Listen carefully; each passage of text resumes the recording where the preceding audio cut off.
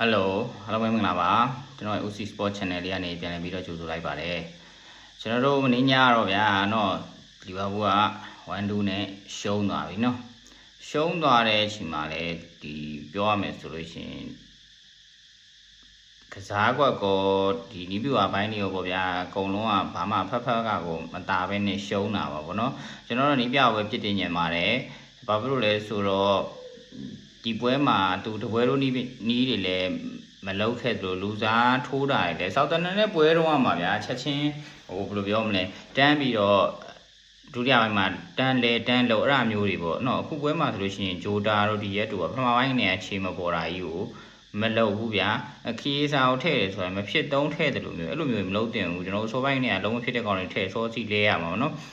စာလက်ပျောက်တဲ့ပွဲကကျွန်တော်တို့ဒီလီဗာပူးတင်းလုံးပျောက်တယ်လို့ပဲလို့အရင်ဗီဒီယိုမှာလည်းပြောခဲ့ပါတယ်အခုလည်းအဲ့လိုပါပဲเนาะနှုံးကိုသူတို့ဘက်ကကောင်းနေကိုယ့်ဘက်ကဖောင်ပြောက်နေတယ်ဘလို့မှကိုအဆင်မပြေဘူးเนาะအဲ့တော့ဒီပွဲရဲ့ဘယ်လိုပြောပွဲပြီးသုံးသက်ချက်တွေပါတွေထားလိုက်ပါတော့အဲ့ဒါတွေမပြောဘဲနဲ့တဲ့เนาะကျွန်တော်ဒီမှာဘာမီကိုပိုက်ကအာနေတို့ပေးတာဆိုတဲ့ post လေးကိုတွေ့လို့သဘောကျလို့ဗျာအဲ့ဒါလေးကိုဖတ်ပြမယ်เนาะ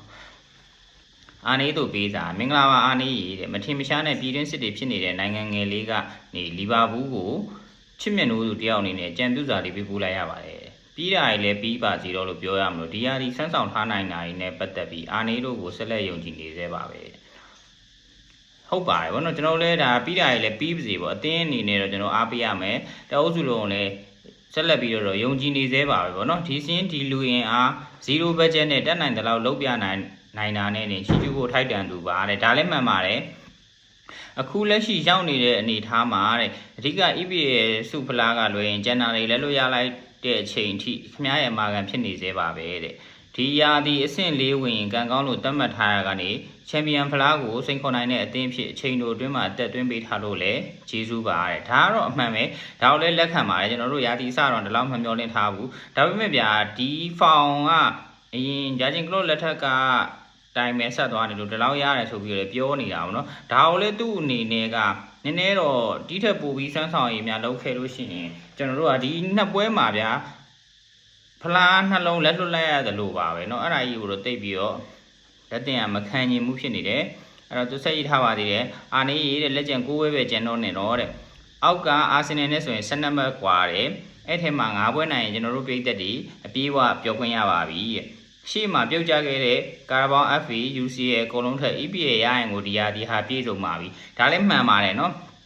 ရှေ့ရဖလားသုံးလုံးကတော့မရခဲ့ဘူးဆိုမှဒီ EPA ဖလားလေးရရင်တော့ကျွန်တော်တို့တွေဒီဟာတွေအတွက်ပြေဆုံးပါတယ်လက်ခံလို့ရမယ်ကျွန်တော်အနေနဲ့လူစင်းအင်အားခင်ဗျားတို့ရဲ့မန်တယ်ပိုင်းအခြေအနေတွေကိုစာနာနားလည်တဲ့အနေနဲ့3ပွဲလောက်ချေချော်ရင်တောင်နားလည်ပြီးနေဦးမှာပါပဲတဲ့ဒါကလည်းမှန်ပါတယ်သို့တော့တဲ့4ပွဲလောက်တော့ချေမချော်ပါနဲ့တဲ့ဒါအဓိကပဲကျွန်တော်အရင်ဗီဒီယိုမှာပြောခဲ့သလိုပဲUCL မှာရှုံးခဲ့တဲ့ဟာကဒီကာရာဘောင်းမှာเนาะရိုက်ခတ်မှုဖြစ်မလားတွန်းအားဖြစ်မလားဆိုတော့ကျွန်တော်တို့ကတွန်းအားမဖြစ်ဖြစ်နဲ့ရိုက်ခတ်မှုဖြစ်သွားတာเนาะအဲ့တော့ဒီနှစ်ပွဲနောက်ထပ်တစ်ပွဲပဲထပ်ပြီးတော့ခြေချော်ခွင့်ရှိတော့မယ်ကျွန်တော်နှစ်ပွဲခြေချော်လို့မဖြစ်တော့ဘူးဗျာเนาะအဲ့တော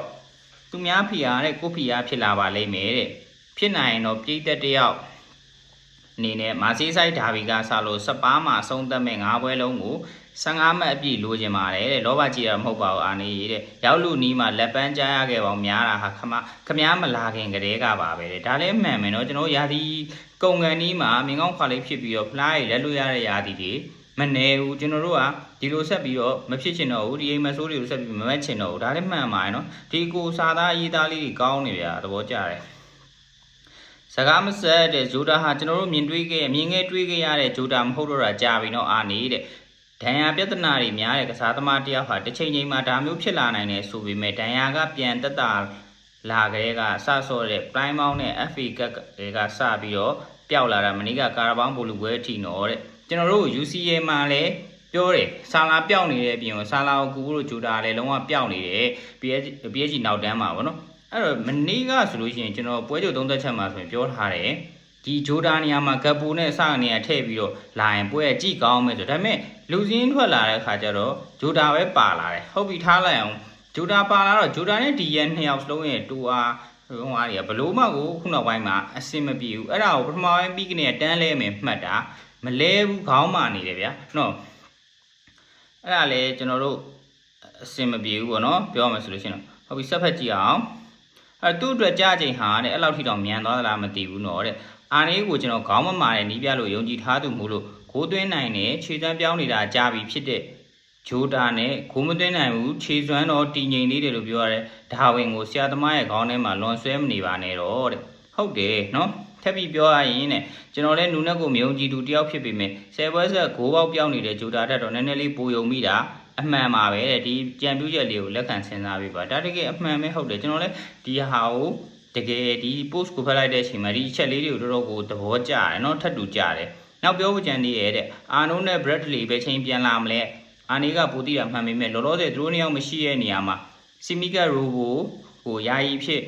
စမ်းသုံးကြည့်ပေးပါတဲ့သူတို့အတွက်ဘယ်မှညာဖြစ်သွားပြီမဲ့လှုပ်ဆောင်ပုံလေးတော်တော်လေးတူညီမှာဖြစ်လို့အရာရာဟာစိတ်နေမှာတော့မဟုတ်ပါဘူးတဲ့ဒါကတော့ပြောလို့မရဘူးပေါ့နော်နောက်ဆုံးအဲ့လိုမှမလုပ်ချင်ဘူးဆိုလို့ရှိရင်ဝါတာရူကိုသာအဲ့နေရာအတွက်စလေ့ကျင့်ပေးပါဝါတာရူကတဲ့ဘောလုံးပေးရဲတယ်ကန်ရဲတယ်ပြက်တင်မောတွေပြုလုပ်ရဲတယ်ဒီလိုပြောနေလို့အာနေလက်ရှိသုံးဖို့ပြင်းနေတဲ့ကွမ်းစာကိုမကောင်းမှုအဖြစ်ပြောနေတာမဟုတ်ပါဘူးအသက်22နှစ်အရွယ်ရှိပြီးတော့ဘိုးခန်းစစ်အရံမောင်းတဲ့လူငယ်တယောက်ကိုဖျက်တင်မောတွေလုပ်ဖို့ရှိကဝိုင်းဆာလာနဲ့တွဲဆော်ဖို့ဆိုတာမျိုးတွေကတော်တော်ကိုမလွယ်တဲ့ကိစ္စပါမှန်တယ်ဒီအရာလေးကိုလည်းအချိန်မီပြင်ဆင်နေတာရင်ထဲကစေတနာပါမှန်တယ်အနေကကျွန်တော်တို့နော် concept နေရာကိုခုနတည်းကလည်းစောကြီးနာပါစောကြီးမစော့နိုင်တော့ဘောနော်လဲလိုက်ရပါမနေ့ကကျွန်တော်တို့နောက်တန်းနေရာလဲဒီအာနုံးမပါတော်တော်ကိုတိတာတဲ့အနေထားဗျာနော်ဟိုရိုဘိုနဲ့တီမီကတ်နဲ့မှနည်းနည်းတော်သေးတယ်သူတို့နှစ်ယောက်ကမှနော်ဘယ်သူတွေပါပြောတဲ့လက်ကျန် EPA ကိုပွဲမှာကလဲဟာကိုမေးလိုက်ပြီး Alexander 73ပေးပါတဲ့ Super Keeper ဖြစ်တာကြောင့်အာနုံမရှိလို့မထွက်တော့တဲ့ဖြစ်တင်မောတွေကို Alexander စီကနေကျွန်တော်တို့အတူတူမျောလင်းလို့ရပြီးစာလာစီကိုလင်းတစ်ခုအနေနဲ့ဆက်ချိတ်လို့ရနေပါသေးဒါလည်းအမှန်ပဲပြောင်းရွှေ့တော့မရောက်သေးဘူးတဲ့ဘာကာကိုခေါင်းကြီးပြထားတဲ့ဒီရက်ကိုလည်းပုံမလာရင်ခီးစားနဲ့လဲရဲဖို့မှန်တယ်ဂတ်ဘိုကိုကျန်းခိုင်မှုပြီးမှသာတုံးဖို့အစရှိရလေးလည်းမှားကျင်ပါတယ်တဲ့ကွင်းလယ်အမာကန်3ယောက်ကတော့ AB လာမှာကန်မဲ့အေဗာတန်ပွဲမှာလန်ဆန်တက်ကြွနေတော့ပြီဖြစ်လို့ထွေထူးမပြောတော့ပါဘူးတဲ့စာကိုအဆုံးသက်ချိန်ရောက်ပြီထင်ပါတယ်အာနေခမည်းဟာလှုပ်ရဲတယ်ကန်ရဲတယ်ခေါင်းမမာတဲ့သူဆိုတဲ့ဟန်ပန်တွေရှိတယ်ဒီလိုပြောင်းလဲတွေကိုဆက်လုပ်ပေးပါ PH အိမ်မဆိုးတွေကနေခမည်းယုံထားခဲ့ပါကျုပ်တို့တီးတဲ့အာနေကဆောက်တန်နဲ့ပွဲမှာပထမပိုင်းရှုံးနေတဲ့အချိန်ဒုတိယပိုင်းရောက်တာနဲ့အလင်းမြန်ရဲရင်လူသားလဲမှုတွေကိုအကုန်ထလုပ်ပြီးအနိုင်သုံးဘက်ကိုပွဲကြည့်စင်ပေါ်ကနေမိမ့်မိန်ကြီးယူတဲ့ကရုံးကြီးပါတဲ့တေယူတန်ကရုံးကြီးဘရုံးပုံစံကြီးကိုဝင်းပလီမှာထားခဲ့ရင်လက်ကျန်ပွဲတွေကိုအတူတူဖျက်ချော်ကြတာပေါ့နော်တဲ့အဖီရဲ့ပွဲစဉ်ပေါ်မှာပွဲကြီးစဉ်ပေါ်မှာမရှိနိုင်ပေမဲ့မြန်မာပြည်ကနေမလွတ်တမ်းကြီးရှုအားပေးနေတဲ့နေရာအောင်ပြေးတဲ့တူတဲ့ဟုတ်တယ်မနေ့ကသူလဲသွားတဲ့လူသားလဲမှုတွေဆိုလို့ရှိရင်လုံးဝသွေးယူတိုင်းကိုထလဲသွားတဲ့ပုံစံကြီးတွေနော်ဟိုဘက်ကဒုတိယကိုထပ်သွင်းမှာလောက်တဲ့ပုံစံကြီးအဲ့ဒါမျိုးကြီးကျွန်တော်တို့ဘယ်လိုပြောမြင်ရတာတော်တော်အဆင်မပြေဘူးစောပိုင်းကနေဆောက်တဲ့နဲ့ပွဲတော့လို့ပဲကျွန်တော်ပြောလို့စောကြီးနေကရှုံးနေသူဒုတိယပိုင်းမှာထည့်ရမယ့်လူထည့်လဲရမယ့်လူလဲသူဘာတွေကိုမမောပြီးတော့ဂျိုဒါနဲ့ဒီရက်ကိုဒီလောက်အချိန်ကြီးပေးနေတာလဲကိုကျွန်တော်လည်းစဉ်းစားလို့မရအောင်မနေ့ကလည်းကြည်ရင်ကြည်နေစောပိုင်းကနေကလုံးဝပွဲရလုံးဝအေးဆက်နေတာလို့ပြောတာပဲเนาะဘလို့မှကိုအဆင်မပြေဘူးဟိုချိန်ချောင်းမှုလည်းမရှိဘူးပေးပို့မှုလည်းမရှိတဲ့အတွက်ဂိုးကန်သွင်းခွင့်နေဂိုးရရှိဖို့ကလုံးဝကိုမဖြစ်နိုင်ဘူးဗျာเนาะကျွန်တော်ကတော့ဒီပွဲလေးနိုင်ခဲ့ရင်တော့ဒီသတင်းတွေကိုဖလားယူသွားသတင်းတွေဝေးစားတင်ဆက်မယ်ဆိုပြီးတော့စိတ်ကူးထားတာဒါပေမဲ့ဖလားလည်းရှုံးသွားတဲ့အတွက်သတင်းတွေတင်ဆက်ဖို့ကလည်းတိတ်စိတ်ကူးမရှိဘူးဒါပေမဲ့ဒီခုဒီကိုရေးထားတယ်ဗာမိကိုပိုက်ရေးထား page ကရေးထားတဲ့စာလေးကတော့တော်တော်လေးကိုနဲ့ထပ်တူကြနေတဲ့အတွက်ဒါလေးကိုပြန်ဖတ်ပြရင်လည်း review လေးလုပ်တာပါအဲ့ကိုဗာမိကိုပိုက် page မှာဒီစာလေးတွေတွားဖတ်လို့ရပါတယ်ကျွန်တော်တို့ဒီ impression နေတဲ့လူတွေ like share support လုပ်ပေးလိုက်ပေါ့နော်အဲ့ကိုဟုတ်ကဲ့ပါအများကြီးတွေလည်းမတင်ဆက်ချင်တော့ပါဘူးဒါလေးကတော့နီးပြကြီးနဲ့ပတ်သက်တဲ့ဒီလိုဝက်ချက်တွေသူ့မှာတကယ်ဖြစ်သွားခဲ့တာပေါ့နော်နောက် EP ရဲ့6ဝဲမှာကျွန်တော်တို့5ဝဲကိုတော့နိုင်ပါစီပဲဆူတောင်းရတော့မှာပဲเนาะစိတ်ကမတင်မကြရလည်းဖြစ်နေတယ်နည်းနည်းတော့စိတ်ပူနေတယ်ဗောနော်လူစင်းအနေထားအရာရောเนาะအဲ့တော့အားလုံးလည်းကျွန်တော်တို့ဆူတောင်းရင်းနဲ့အားပေးကြတာပေါ့ဗျာဒီနှစ်တော့ EP ရဲ့ဖလားလေးတော့ရမှာဖြစ်မှာလေတိုက်ထားတာတွေလည်းလက်တွေကလွန်နေပြီเนาะမရတော့ဘူးအဲ့တော့အားလုံးကိုကျေးဇူးတင်ပါတယ်ကျွန်တော်လည်းနောက်ထပ်သတင်းလေးတွေရှာဖွေပြီးတော့စူးစီးပြီးတော့တင်ဆက်ပါအောင်မယ်ကျွန်တော်သတင်းတင်ဆက်ပုံတွေလိုအပ်ချက်ရှိခဲ့ဆိုလို့ရှိရင်ဝေဖန်ကြံပြီးထောက်ပြသွားနိုင်ပါတယ်အားလုံးကိုကျေးဇူးတင်ပါတယ်ကျွန်တော်ရဲ့ channel လေး page တွေကိုလည်း like share support subscribe လုပ်သွားလို့ရပါတယ်အားလုံးကိုကျေးဇူးများကြီးတင်ပါတယ်